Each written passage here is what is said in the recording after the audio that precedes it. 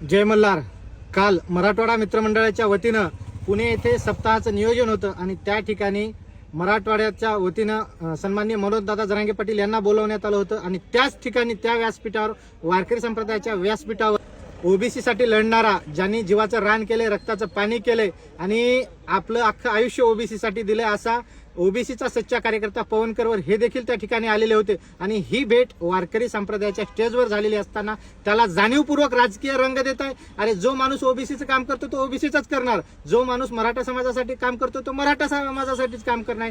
आम्ही मनोजदादा सोबत सुरुवातीपासून होतो, राहणार आणि शेवटपर्यंत.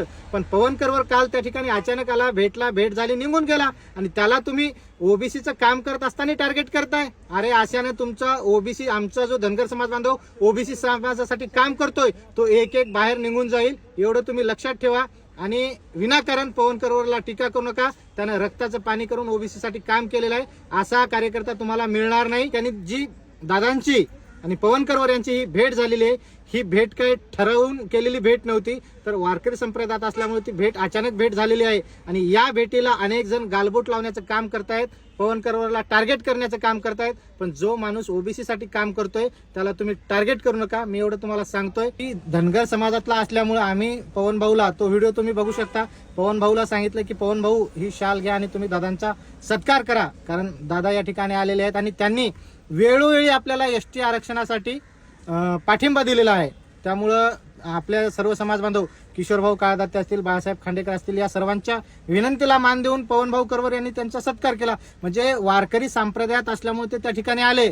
आणि आज ओबीसीतले काही जे त्यांना टीका करतायत की तुम्हाला कमीत कमी एवढं वाटायला पाहिजे की ज्या व्यक्तीनं आपलं जीवाचं रान केलंय, रक्ताचं पाणी केलंय आणि ओबीसी साठी काम केलंय, आम्ही तरी धनगर समाज म्हणून काम करतो, ओबीसी साठी आम्ही कधी काम केलेलं नाही.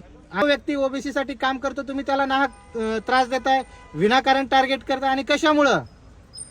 वारकरी संप्रदायातली भेट ही काही त्यांनी म्हणजे ठरवून तिथं आलेले नव्हते किंवा असा काही विषय नव्हता. म्हणजे एखादा व्यक्ती जर एखाद्या सर्वसामान्य त्या ठिकाणी येऊन मराठा योद्धा जरांगे पाटील यांची भेट घेत असेल आणि तो ओबीसी साठी काम करतोय आणि ओबीसी साठी काम करत असताना जर इकडून भेट झाली तर त्याचा काय म्हणजे चुकीचा अर्थ कशामुळे तुम्ही काढताय?